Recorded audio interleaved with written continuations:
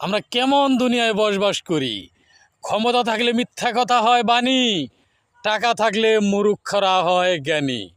আমরা কেউ মানি বা না মানি, আগের নামটা জল ছিল, বর্তমান তা পানি। পানি সিগারেট আমরা খাই, আসলে কি ভাই তাই? প্রশ্ন রয়ে গেল। রবীন্দ্রনাথ ঠাকুর জাতীয় সঙ্গীত লিখেছেন, তাই তার খুব দোষ। তার শত শত কবিতা পড়ে IABA পাশ করেছেন, তার উপায় কি? এখনও বাংলাদেশে অনেক স্কুল কলেজ হিন্দুদের নামে।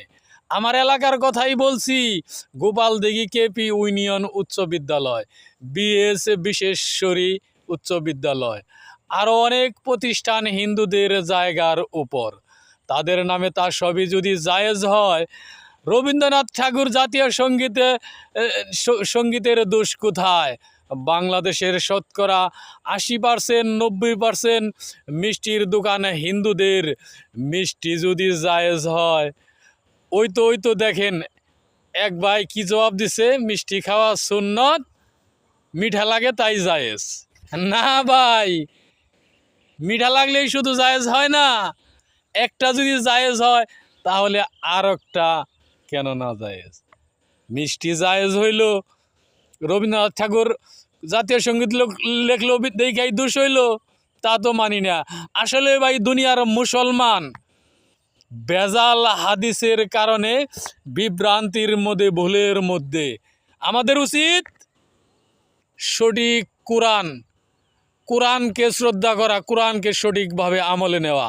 হাদিস, বহুত হাদিস জাল হাদিস, যে জাল হাদিসের কারণে মুসলমানরা বায়ে বায়ে দ্বন্দ্ব, মুসলমানে মিল নাই, সংঘাত, সব সমস্যার গোড়াগাছ এই জাল হাদিসের কারণে। আপনি বিশ্বাস না হয় আপনি নিজেই একটা জাল হাদিস ইসলামের নামে দোহাই দিয়ে চালাই দিবেন, মিছা কথা, মানে যাচাইয়ের জন্য প্রমাণ করবেন, দেখবেন যে কেউ যাচাই করব না। ওই আল্লাহ রাসূলের নামে মিছা কথা বানায় গাবেন, তাও মানুষ বিশ্বাস করে। তাহলে কি মুসলমানরা অন্ধবিশ্বাসী না? অন্ধবিশ্বাসী হলে তো চলবে না। সঠিক ইসলামকে মানতে হবে, কোরআন, সরাসরি কোরআনকে মানতে হবে। হাদিস বহুরূপী, বহু হাদিস জাল। ইহুদি খ্রিস্টান নাসারারা জাল হাদিস তৈরি করছে মুসলমানকে বিভ্রান্তি করার জন্য। আর আজকাল সেই মুসলমান বিভ্রান্তির মধ্যে অলরেডি পইরা গেছে, তাই আজকে ভাইয়ে ভাইয়ে এত সংঘাত। ধন্যবাদ সবাইকে।